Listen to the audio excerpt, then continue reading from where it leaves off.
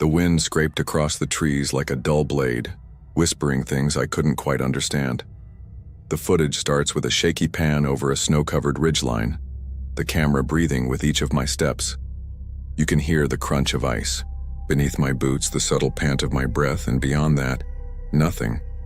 Just silence. The kind of silence that feels unnatural, the kind that makes you wonder what's listening. I had set out alone. That was the point. A solo hike through one of the more isolated trails in the Rockies. No signal, no cities for miles, just me, the trail, and my camera. I was supposed to be filming a personal project, a slow travel vlog, finding stillness in isolation, I'd called it. But the stillness out here doesn't feel like peace. It feels like a warning. I noticed the first set of claw marks on the third day. They were carved into the trunk of a pine tree, about shoulder height, 4 deep grooves that hadn't aged with the bark, fresh, raw, still oozing sap. I paused, zooming in with my camera. "Probably a bear," I whispered, as much to myself as to the lens. "Big one." But the distance between the claw, it was too wide, much too wide. Still, I shook it off. Bears are common up here. Black bears mostly. Maybe a grizzly, though rare. I told myself that until I believed it. I kept walking. But then the prints began. They were scattered along the trail's edge. Not paw prints, not really. Longer. Almost human in shape, but elongated, misshapen. The snow distorted them, but even so, I felt my stomach knot. I stepped back and filmed, them from above. "This is weird," I murmured to the camera. "Might be a trick of the melt, but they look wrong." They felt wrong, like they didn't belong in this world. That night, I camped beneath a jagged outcrop just before the tree line broke into a valley. The view was incredible. Moonlight spilling like silver blood across untouched snow. I set up the tent, started a small fire, and filmed myself cooking, trying to stay in the rhythm of my project. But the mountains didn't want to be filmed. Somewhere beyond the reach of my firelight, I heard something move. I stopped mid-sentence, replayed the audio. Nothing, or maybe something just below audible. A snap of twigs, a shuffle, or was that just wind? I remember leaning closer to the dark beyond the fire and whispering, "Is someone there?" Silence. Then something answered. Howl. Not a coyote, not a wolf. Something else, low and wet, like it bubbled up from something buried. It echoed down the slope, long and mournful, then stopped, just cut off. I stayed up for hours after that, staring into the black woods. The camera on battery ticking down. The fire burning low. I didn't sleep, I couldn't. The fire had burned down to embers, orange pulses in a sea of darkness. I kept the camera close, clutching it like a lifeline. Its red recording light blinked steadily, a metronome for my nerves. The howl hadn't returned, but the forest was too quiet now. No rustle of branches, no crackling of frost, not even the wind. Dead silence. I remember panning the camera slowly around the perimeter of the camp, half hoping to catch something on the screen I couldn't see with my eyes. Part of me wanted proof. The other part, the saner part, prayed. The lens stayed empty. But around 3:17 a.m., according to the timestamp, I caught something. A flicker movement, something low to the ground, just at the edge of the firelight. A shadow that shouldn't have been there. It didn't lurch like a bear, didn't prowl like a cat. It slithered, dragging across the snow, unnaturally fluid. When I panned back, nothing. But I rewound the footage, frame by frame. There, for a split second, a silhouette, hulking, hunched, eyes reflecting like hot coals. I didn't run. I couldn't run. I just stared at the screen, waiting to hear the crunch of snow behind me, waiting to feel breath on my neck. But there was nothing. Just the blinking red light and the soft crackle of dying fire. The sun couldn't come fast enough. By morning, everything looked normal. The prints around my tent could have been mine, I told myself. The woods looked empty, ordinary. I laughed, nervous, hollow. "Sleep deprivation," I said to the camera. "Just nerves. This is what happens when you're alone too long." But I didn't believe it. Not really. I packed up quickly that day and veered off the original trail. I told myself it was for better scenery, better footage. But deep down I knew I was trying to get away, even if I had no idea what I was running from. By late afternoon, snow started falling harder. Thick, wet flakes that clung to my jacket, my pack. Visibility dropped. The terrain turned hostile. I slipped on a ridge and slid several feet before catching myself on a rock outcrop, panting, my knee bruised. I was miles from where I started, and now I was lost. I sat in the snow, camera resting on my knee, filming my shaking hands. Then I heard it again. The howl, this time closer and not alone. Two distinct pitches, one long and deep, the other shorter, shriller, like an answer.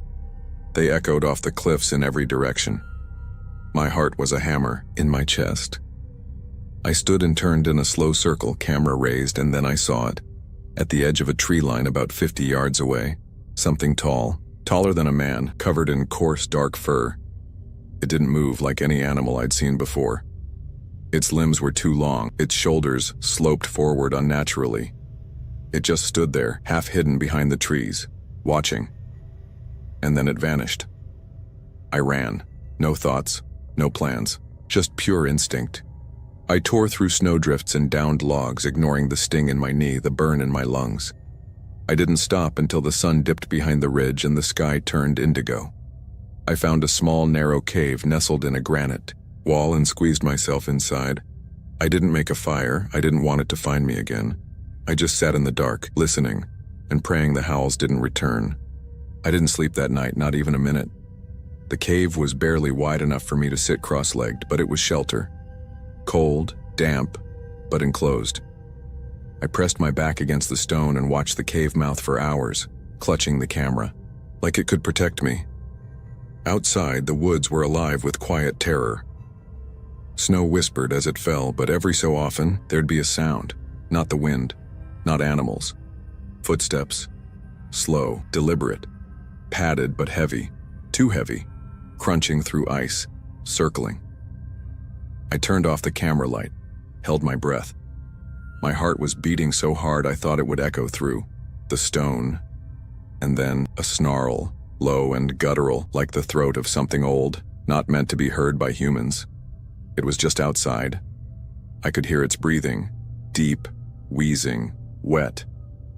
Then claws scraped against the rock face. I flinched, bit down on a cry. The scratching went on for several seconds, deliberate, calculated, not searching, marking. It knew I was in there. It wanted me to know. Then silence, just like that. No footsteps retreating, no snarl. It just vanished. When daylight finally bled across the sky, I crawled out of the cave and saw the marks. 5 long gouges carved into the rock beside the entrance, each one almost a foot long. Too long for any known animal. Not a bear, not a mountain lion. These were claws, and they were a warning or a promise. I pushed forward, my every instinct screaming at me to get out. I didn't know which direction led to civilization anymore, so I just picked a path and moved. North, I thought. The sun would guide me. My battery was dying, so was my resolve. Round noon, I found another sign. A carcass. A deer, or what was, left of it. Ripped open, chest cavity hollowed out. Its legs bent backwards, bones splintered like matchsticks. But what chilled me wasn't the kill. It was what surrounded it. Footprints. Not hooves, not paws. Something else. Almost human, but massive. The toes ended in clawed points. The stride was wide, too wide.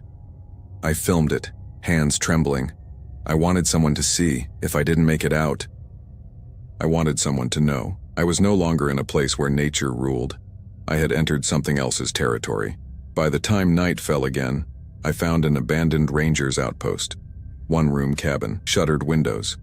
Half the roof caved in, but it was shelter. I slammed the door shut behind me, barricading it with a broken chair and a plank from the floor. The camera caught my face, smeared with dirt, eyes wild, lips cracked from the cold. "I think it's following me," I whispered to the lens.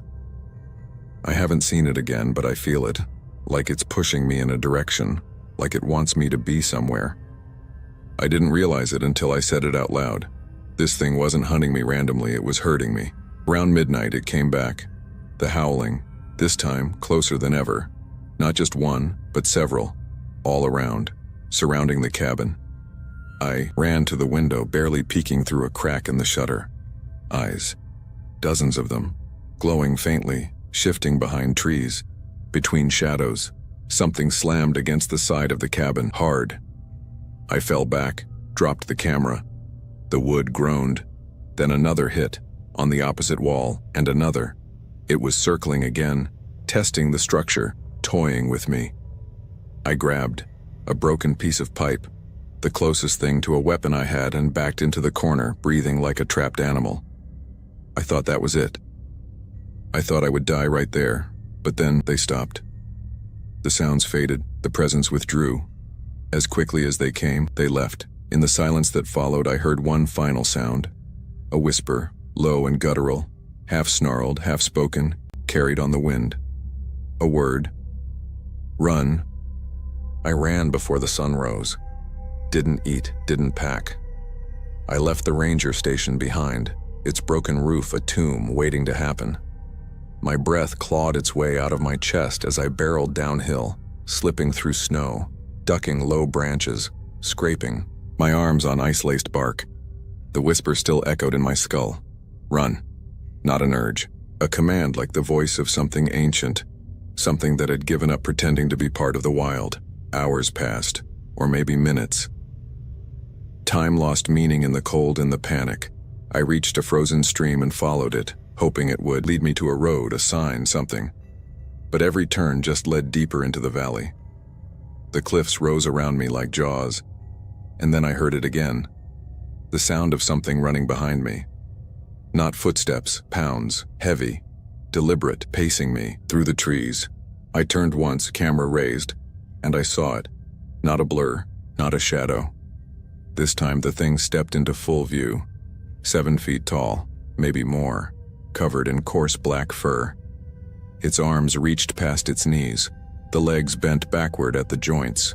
Its face, twisted, elongated like a snout, but not quite. Animal, not quite human.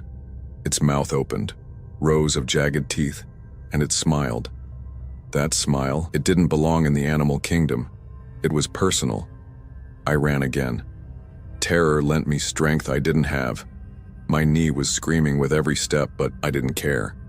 I ran until I hit a narrow pass where the stream dipped under a fallen tree. I ducked beneath it, slid, and tumbled into a snowbank on the other side. That's when I heard the scream. Not mine, not human. An explosion of rage that cracked through the air and echoed like a bomb off the cliffs. It didn't like that I got away. But it wasn't giving up. Blood in the snow. That was the next sign. A wide swath of it leading from a crushed patch of undergrowth to the stream's edge. Bits of torn clothing clung to branches. A boot, shredded, still laced. I almost vomited. I didn't recognize the clothes, but someone else had been out here. I wasn't the only one, or at least, I hadn't been. I found a piece of camera gear next to the boot. Same brand as mine, different model, covered in blood. I checked it, dead battery, but it meant someone else had been documenting this. I wasn't the first, but I might be the last. I kept going. By late afternoon, I reached a ravine, steep and jagged. Crossable maybe, but not easily. I panned the camera across the narrow ledge trail leading down and across the other side. Then I saw it. The creature standing on the far ridge, watching me. It didn't move, didn't hide, just stood there, like it was waiting to see what I'd do. Climbed down anyway. Every step on that ledge felt like a gamble. The snow made the rocks slick, my fingers numb. About halfway across, I slipped, caught myself, but the camera tumbled. It bounced down the slope and landed in the snowbank below. Lens pointed up, still recording. The last image it caught before blacking out was the beast leaping downward straight toward me. When I came to, the world was silent. The air was thinner, sharper, like I'd climbed too high, too fast. My left arm throbbed with white-hot pain, dislocated, maybe broken. The camera was gone. My pack, gone. Blood crusted on my temple, the side of my face stiff with dried red. But I was alive, and that meant it had let me live. That was the worst part. It could have ended me, easily, but it didn't. It was playing with me now. I climbed out of the ravine, fingers numb, boots soaked, vision swimming. The sun was starting to dip. Long shadows stretched across the snow like clawed hands. I stumbled north, or what I hoped was north. For hours I moved like a ghost, barely feeling my body, until I saw it. A fire. Tiny, flickering, distant, but real. I cried. Honest tears. I screamed into the wind, waving my arms, sprinting toward it, and then I got close enough to see what it really was. Not a campfire, a torch, jammed stuck in the ground in the middle of a clearing, surrounded by bones. Dozens of them, picked clean, arranged in a circle. Antlers, skulls, human fragments. And in the center, something fresh. A camera. My camera, sitting upright on a flat rock. Recording, its red light blinking. The screen showed a live feed. Me, standing there, surrounded. The realization hit like a hammer. This whole time, it had been filming me, using my own tools, recording its hunt. It wanted a story, not just a kill. I turned around slowly, and there it was. 10 feet away, still, silent. Massive, its breath steaming in the last light of day, and behind it, others, shapes, shifting through the trees. Dozens. Tall, thin, crawling, watching, breathing in sync. An entire pack, not creatures, not animals, predators with intelligence, with ritual, with purpose. I backed into the torchlight. Some instinct told me not to run, not this time. The alpha stepped closer, its face inches from mine. I stared into eyes that weren't animal, weren't human. Something else, something ancient, something that had watched this forest for centuries. Its mouth opened, and in that moment, the torchlight flared. It recoiled, screamed. The sound was deafening, like metal twisting inside my skull. I grabbed the torch, waved it wildly, backing out of the bone circle. The others retreated into the woods, their eyes blinking out one by one. I ran. I didn't look back. Somehow, I made it. Days later, a rescue chopper found me collapsed near a service road. Frostbitten, starved, babbling nonsense about monsters in the snow. They didn't believe me. Why would they? I had no footage, no proof. Just the scars, just the memories, just the nightmares, but something followed me home. Some nights, when the wind's just right, I hear it, a howl, low and distant, a reminder that I'm not just a man who survived, I'm the last chapter in something's story, and it's not finished with me yet. Months have passed, the world moved on. The story of a lone hiker lost in the Rockies became a brief headline, a cautionary tale about the dangers of winter hiking. The official reports called it exhaustion-induced hallucinations. A mix of starvation, isolation, and fear. I let them believe it. What else could I do? There were no bodies, no tracks, no evidence, nothing but the scars. But last week, something changed. A package arrived at my doorstep. No return address, no postage, just a small, battered box, dusted with pine needles. Inside, my camera, the IDR, same one I lost in the ravine, the same one I saw sitting in that bone circle. The battery was dead, the lens cracked, but the memory card intact. I plugged it in with shaking hands. There were new files, videos I didn't take, dark, grainy clips, flickering, shifting, filmed from low angles like something crawling, snow-covered trees, my footprints, a shape, hunched, moving through the woods, me, footage of me running, me hiding, me sleeping in the cave, me staring into the firelight, unaware I was being watched, and the final clip, a shadow inches from the lens, two massive, clawed hands gripping the camera, lifting it, holding it close to its face. The screen flashed once, distorted, before cutting to black. But in that split second, I saw it, that grin, those teeth, like it knew I'd watch, like it wanted me to see, like it was telling me this isn't over. If you enjoyed this story and want more chilling legends and terrifying tales, make sure to like this video, It really helps us out. You can also click on our Ultimate Werewolf playlist to watch more horror and cryptid stories. The link is in the description below. And if you love horror, folklore, and unexplained mysteries, subscribe to the channel and join our growing community of fear seekers. But don't stop there. Turn on notifications by clicking the bell icon so you never miss a new story. Because in the world of horror, the scariest things happen when you least expect them. And trust me, you don't want to be left in the dark. Welcome to the darkness.